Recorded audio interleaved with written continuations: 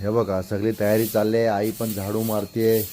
तिकडे माझे बाबा पण मस्त बघा काय आणले. नारळ आणले का? आपली पण म्हणून आंघोळ झाली, सगळं झालं. हां बघा आंघोळ बिंघोळ झाली म्हणतात. हा.